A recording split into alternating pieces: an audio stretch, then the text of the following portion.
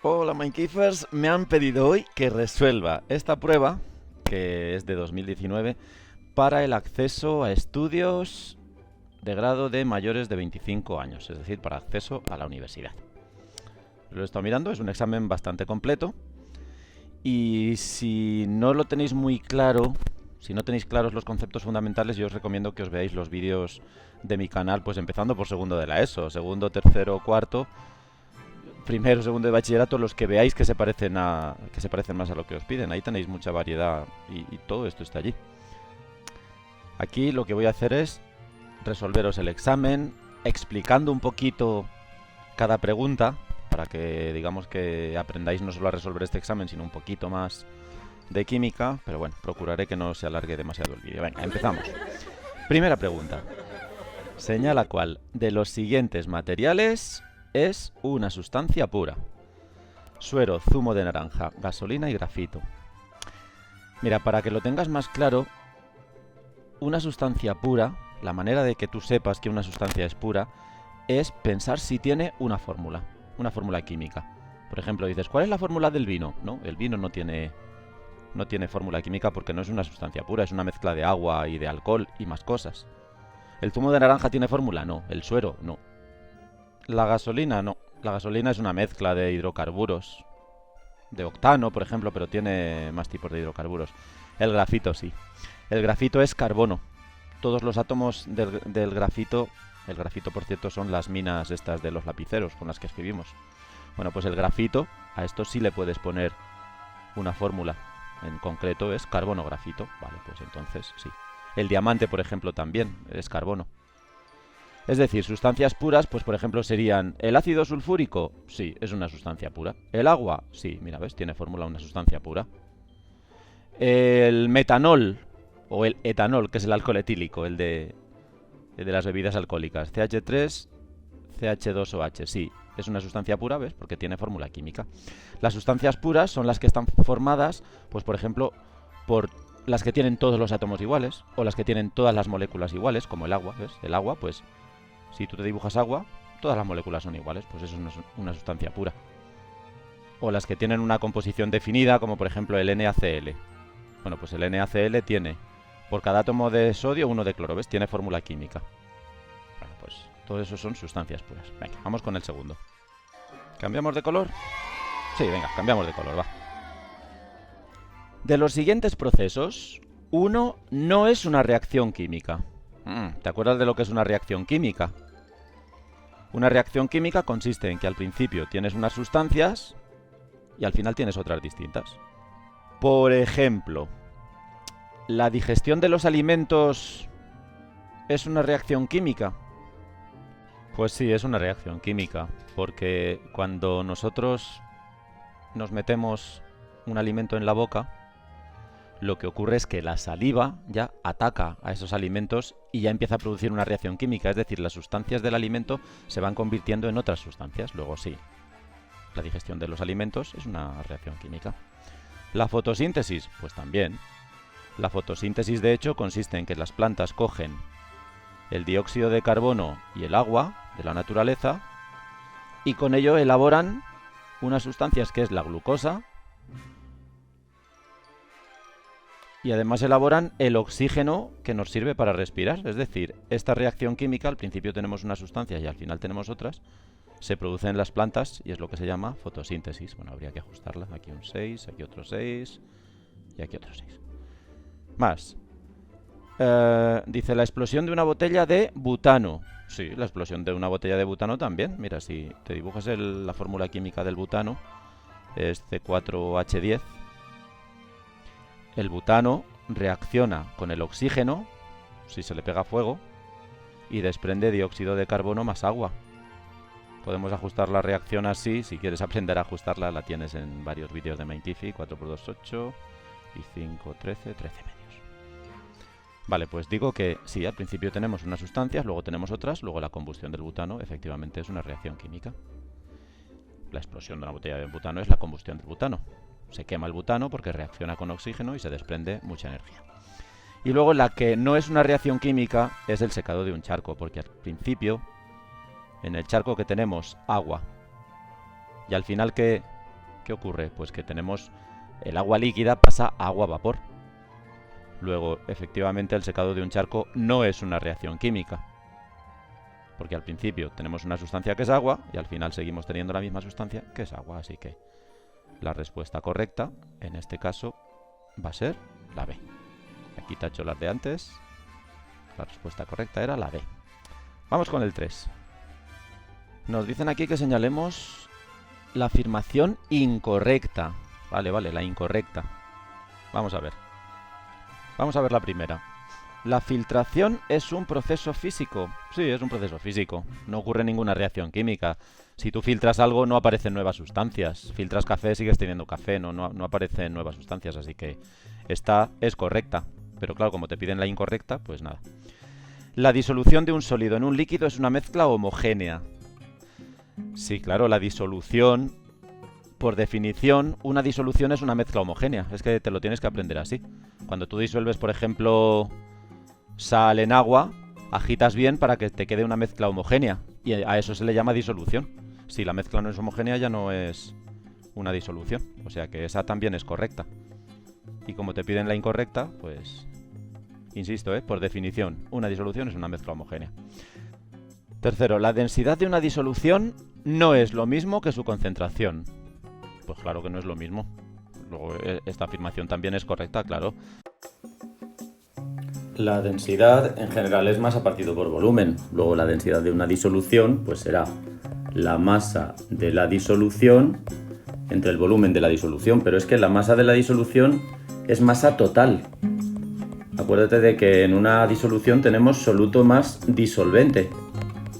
Es decir, sería la masa total del soluto más disolvente entre el volumen total. Sin embargo, en la concentración tenemos arriba la cantidad, en general se pone moles, pero bueno, también podría ser gramos. Entonces, en la concentración arriba tenemos cantidad, pero solo de soluto, no de disolvente, partido por el volumen de la disolución. Es decir, aquí en la cantidad de soluto, tú tienes, por ejemplo, una disolución y echas, por ejemplo, cloruro de sodio en agua. Vale. Claro, aquí al final tienes cloruro de sodio y agua. El cloruro de sodio sería el soluto, porque es lo que has echado. Vale, pues en la concentración, aquí arriba se pone moles o gramos, lo que sea, solo de soluto. Sin embargo, en la densidad, aquí se pone toda la masa, o lo que sea. Bueno, sí, en la densidad no es lo que sea, en la densidad es la masa. Entonces aquí pondríamos masa de soluto, es decir, masa de cloruro de sodio, más masa de agua. Puede coincidir en las unidades, o sea, imagínate que la densidad la damos en gramos partido por litro y la concentración también. Claro, aquí en la concentración solo serían gramos de cloruro de sodio, solo gramos de soluto. Sin embargo, en la densidad serían gramos totales de soluto más disolvente, de cloruro de sodio más agua. ¿Vale? Por lo tanto, está claro que no es lo mismo. Y como aquí pone la densidad de una disolución no es lo mismo, pues claro, es correcta también, así que tampoco es la que tenemos que señalar. Así que ya por descarte está claro que la incorrecta tiene que ser la D. Durante la evaporación de un líquido la temperatura permanece constante. No permanece constante. Porque eso es en la ebullición. Recuerda que hay dos tipos de vaporización. Hay dos tipos de vaporización. Una es la evaporación, que se puede producir a cualquier temperatura. Por ejemplo, si tú te dejas un vaso de agua, al cabo de unos días te vas quedando sin agua, porque el agua se va evaporando, pero eso da igual que haya una temperatura de 25, de 30, 35 grados. Hombre, a mayor temperatura se te evapora más rápido, pero que la temperatura no permanece constante. Sin embargo, en la ebullición sí, cuando hierve. En la ebullición sí. Se produce a la temperatura de ebullición, que por ejemplo, para el agua pues ya sabes que es 100 grados. Entonces, ¿durante la evaporación de un líquido la temperatura permanece constante? No. Te recuerdo que la evaporación de un líquido consiste, si tú tienes agua, por ejemplo, la evaporación consiste en que solo pasan para arriba, de líquido a gas, las moléculas de la superficie. ¿Vale? Esto sería evaporación. Y ocurre a cualquier temperatura. Sin embargo, evaporación, no lo he puesto bien. Sin embargo, en la ebullición, las moléculas de todo el líquido se te escapan porque aquí estás calentando y esto es a la temperatura de ebullición, que por ejemplo para el agua, pues esta temperatura de ebullición son 100 grados centígrados y todas las moléculas de todo el volumen se escapan de líquido a gas, ¿vale? Entonces aquí te han dicho que la evaporación se produce a una temperatura fija. No se produce a una temperatura fija. Por lo tanto, esta es falsa, porque la evaporación pues se puede producir a una temperatura determinada, a otra, o puede variar, no. Así que esa es incorrecta. ¿Vamos con el 4? Venga, vamos con el 4. Una de las siguientes afirmaciones es falsa para el calcio. Una es falsa, o sea que hay 3 verdaderas y una falsa. Pues venga, vamos a ver cuál es la falsa. Su masa molar es 40,08 gramos partido por mol. Yo eso no me lo sé de memoria, pero imagino que me darán aquí una tabla periódica. Vamos a ver. Vaya, sí, pero está torcida, pero bueno, más o menos se ve. Vamos a ver la torcida, mira. 40,078 es la masa atómica. Vale, 40,078, o sea, 40,08 redondeando. Entonces, sí, está bien, la afirmación está de aquí. A ver. 40,08, sí, está bien, vale. Gramos partido por mol, sí, la masa molar es la masa de un mol. Son los gramos que tiene un mol de átomos de calcio. Vale, está bien. B, sus átomos contienen 20 electrones. ¿Un átomo de calcio contiene 20 electrones? Pues vamos a verlo. Sí. Cada átomo de calcio tiene número atómico 20, 20 protones en el núcleo. Vale, es correcta. Se suele poner así. Calcio, el 20, el número de protones, pues se suele poner aquí que es el número atómico, se suele llamar Z. Z pues igual a 20, ¿vale? Y claro, aparte de un átomo de calcio tener 20 protones, si es neutro también tiene 20 electrones, con lo cual las dos son correctas, claro. Acuérdate de que los átomos neutros, por ejemplo, si tiene 20 protones, el átomo de calcio también tiene 20 electrones. No sería lo mismo si, por ejemplo, te dijeran calcio 2 más, porque sí, seguiría teniendo 20 protones, pero como es 2 más, quiere decir que se le han ido 2 cargas negativas, se le han ido 2 electrones, con lo cual solo tendría 18 electrones, ¿vale? Pero esto ya sería un ión. Y esto de aquí, pues es un átomo neutro. Vale. Pues entonces, sí, tanto la B como la C son correctas. Luego dice, la masa media de un átomo es 40,08 gramos. No, hombre, un átomo, ¿cómo va a tener un átomo 40 gramos de masa si los átomos son pequeñitas? Pequeñitas, sí. Muy bien. Pequeñitos. Los átomos son pequeñitos. Entonces, claro, no. Podríamos poner U punto o UMA, unidades de masa atómica, pero nunca gramos, claro. Venga, pues entonces, si es falsa, la que tenemos que señalar en este caso es la D. Esta de aquí. Vamos con el 5. Bueno, si queréis vamos con el 5. Si no, hacemos un descanso que llevamos 12 minutos. Nah, vamos a seguir, venga. Aunque sea el vídeo de 20 minutos, pero vamos para adelante. El 5. Dice el oganesón. Ah, mira, este no lo conocía yo. Es el último elemento de la tabla periódica actual. Oh, le han puesto ese nombre, qué bien. El isótopo más estable es este de aquí. Ah, oganesón. Oganesón. Qué bueno, si me lo aprendo. Vale, pues ¿qué quiere decir esto de aquí? Pues que tiene 118 protones en el núcleo y luego que el número de neutrones es igual a la resta, es decir, serían 294 menos 118. ¿Vale? Os recuerdo que un átomo está formado por protones y neutrones en el núcleo y luego electrones girando alrededor. Bueno, pues lo que te dice arriba, el 294, es la cantidad total de protones más neutrones.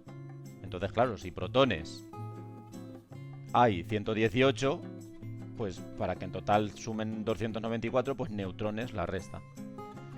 Y al hacer la cuenta nos da 176 neutrones. Muy bien. Venga, pues vamos a ver lo que nos preguntan. ¿Contiene 176 electrones? Ahora tenemos que decir la verdad, no la falsa, que con tanto cambio nos podemos liar. 176 electrones. No, No, 176 no, porque el número de protones sería igual al número de electrones si el átomo es neutro. Con lo cual, el número de electrones sería 118, y como te dicen aquí 176, no, esta no me vale. 176 protones. Que no, que protones son 118, que no son 176. 294 nucleones. Vale, los nucleones son los de arriba. Sí, 294 nucleones, claro, los componentes del núcleo son neutrones más protones, 294 nucleones, efectivamente. ¿Y 118 neutrones? No, 118 protones, este también está mal. Luego, la correcta sería la C. Vamos con el 6. Cambio de color. En un átomo, un electrón descrito por el conjunto de números cuánticos 3, 1, menos 1, menos 1 medio, se encuentra o sea que hay que decir la correcta. Venga. Vale, os recuerdo lo que querían decir los números cuánticos. Mira, esto de 3, 1, menos 1, menos 1 medio, quiere decir que si te dibujas el átomo, este sería el núcleo con los protones y neutrones, pues si te coges capas de electrones por aquí, estos electrones, o este electrón de aquí, mejor dicho, porque esto te está definiendo un electrón, te recomiendo que te veas los vídeos de números cuánticos de segundo de bachillerato. Te vas al segundo tema, me parece que es estructura de la materia, y te miras allí los vídeos de estructura de la materia que vayan de números cuánticos. Segundo de bachillerato, ¿eh? Bueno, pues estaría en la capa 3, este electrón estaría en la capa 3. Luego, como esto es un orbital tipo P, el menos 1, pues menos 1, 0, 1, pues pueden ser PX, P y PZ, pues esto quiere decir que está en la orientación X, por ejemplo. No es así exactamente, pero bueno. Y este menos 1 medio, pues, ¿qué quiere decir? Pues que tiene spin 1 medio. En realidad no representa nada el menos 1 medio. No representa nada. ¿Puede querer decir que gira en torno a sí mismo hacia la izquierda? No, se puede visualizar así, pero no. O que cuando lo dibujas con una flecha para abajo. Vale, pero un electrón no es una flecha, claro. Bueno, vamos a ver. Ya digo, si no entiendes bien esto, vete al tema de segundo de bachillerato de estructura de la materia y mírate lo de los números cuánticos. A ver, dice... Se encuentra en un promedio más lejos del núcleo que un electrón situado en un orbital 2p.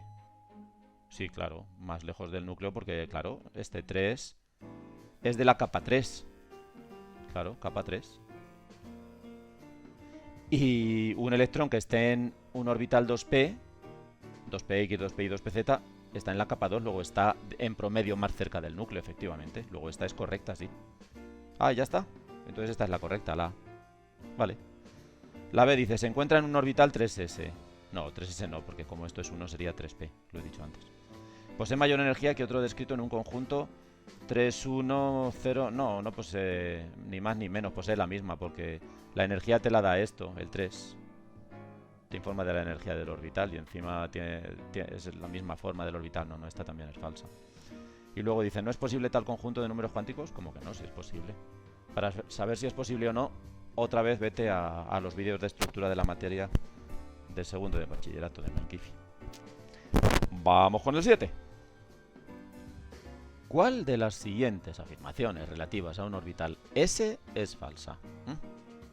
Venga, pues vamos a ver cuáles son verdaderas. Los orbitales S son los... La S viene de spheric, de esféricos. ¿Vale? Entonces es fácil acordarte de que es esférico. ¿Tiene simetría esférica? Pues sí, esa es correcta. Vale. Dice, ¿le corresponde un número cuántico azimutal orbital? O sea, L igual a 0, sí. L vale 0, es que te lo tienes que aprender de memoria. Para L igual a 0, tienes un orbital tipo S. Míratelo en los vídeos esos que te he dicho. O sea que esta también es correcta. ¿Puede contener dos electrones con el mismo spin? No. En un orbital no puede haber dos electrones con el mismo spin, de acuerdo con el principio de exclusión de Pauli. ¿Vale? En los orbitales, si tú tienes un orbital, por ejemplo el 1s, el 2s, el 2px, 2p y 2pz, en el mismo orbital, los electrones tienen que tener espines opuestos, porque si no tendrían todos los números cuánticos iguales y eso no puede ser. También lo tienes explicado en esos vídeos. Así que esta afirmación C es falsa, ¿vale? Las otras eran verdaderas y me dicen que señale la falsa, así que esta B no me vale y esta no me vale. Bueno, vamos a ver la D. Puede contener, un orbital S puede contener 2 electrones desapareados. Oh, no, pues esta también es falsa. Aquí hay una errata. Bueno, imagino que la corregirían en su día y aquí no se han dado cuenta de corregirla al subir el documento, pero es que esta también es falsa. Puede contener 2 electrones desapareados. No, hombre, si un orbital S, por ejemplo, yo que sé, el 1S, vale, lo dibujamos así, mira. Si contiene 2 electrones dentro del mismo átomo, un electrón tiene que estar para arriba, otro para abajo, es decir, uno tiene que estar con spin 1 medio y otro con spin menos 1 medio. No pueden estar desapareados. Luego, puede contener 2 electrones desapareados, eso no tiene sentido. Si son 2 electrones en el mismo orbital son apareados, o sea que en este caso la C y la D son falsas. Esto supongo que es una errata que corrigieron en su día y al subir el documento pues no. Bueno, yo también me equivoco muchas veces aquí. No pasa nada. Venga, el 8. Señala cuál de las siguientes configuraciones electrónicas es posible para el átomo de sodio en su estado fundamental. Vámonos a la tabla periódica, venga, para ver la configuración electrónica del átomo de sodio. Eso lo tienes también en los vídeos, pues por ejemplo, de cuarto de la ESO. Si te miras mis vídeos de cuarto de la ESO, por ahí encontrarás varios vídeos explicando cómo se hacen las configuraciones electrónicas de los átomos. Venga, pues vámonos a la tabla periódica. La he puesto horizontal porque, claro, es que antes se veía muy mal. Venga, para el átomo de sodio. Fíjate que tiene el átomo de sodio 11 protones en el núcleo. Eso quiere decir que tiene 11 electrones girando alrededor. La configuración electrónica, como tiene 11 electrones, la podemos escribir con este diagrama, ¿te acuerdas? 1s, 2s, 2p, también te lo tengo explicado en aquellos vídeos.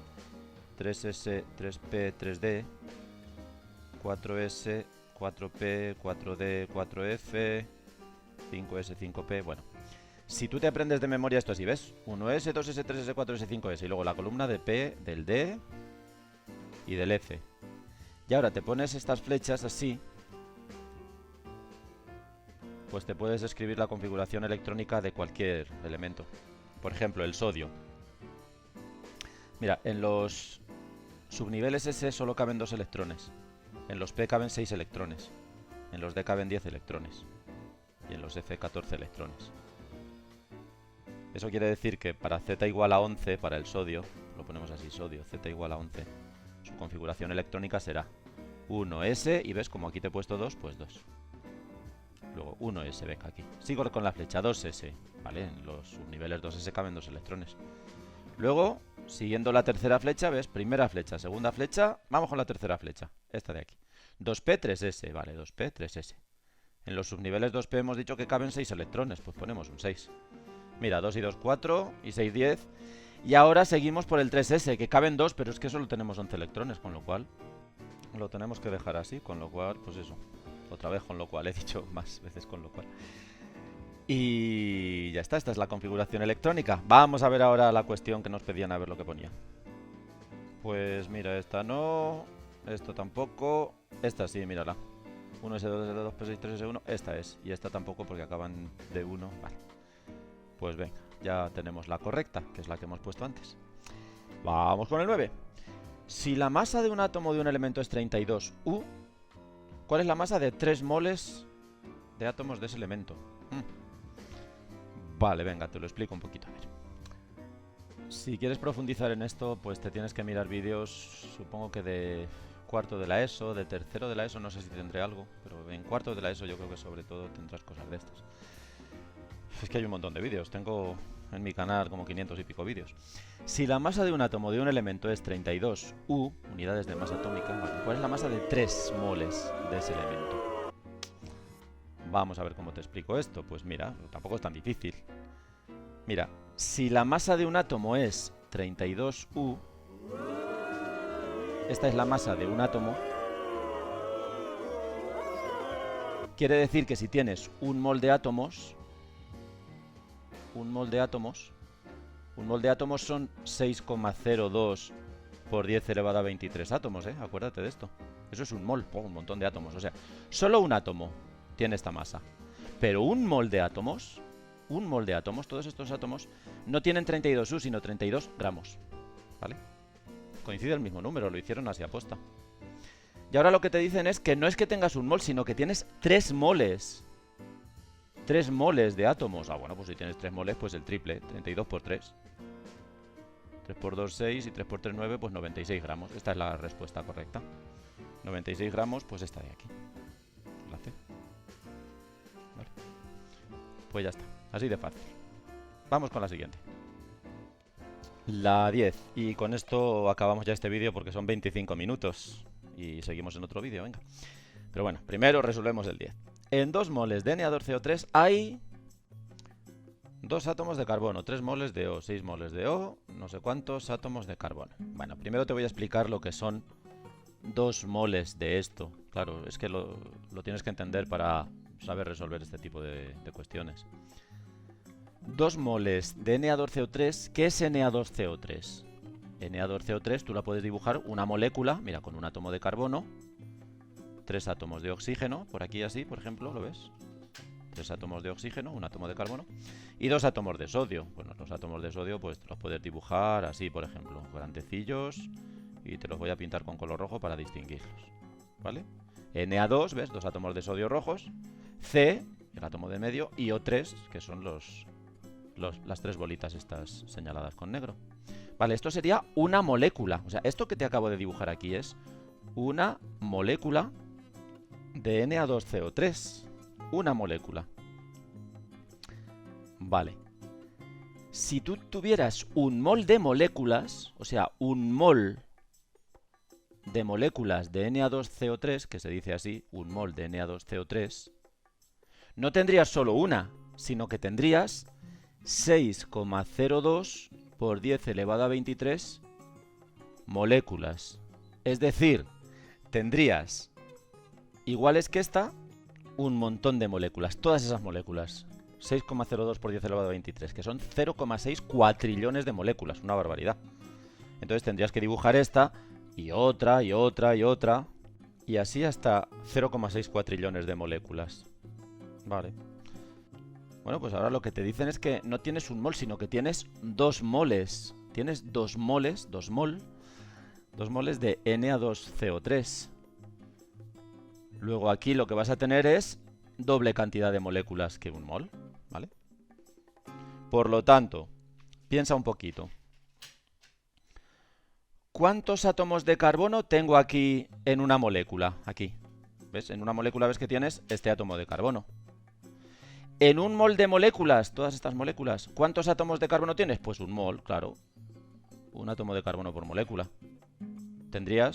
Aquí tendrías 6,02 por 10 elevado a 23 átomos de carbono, porque como por cada molécula hay un átomo de carbono, pues tantas moléculas, tantos átomos de carbono.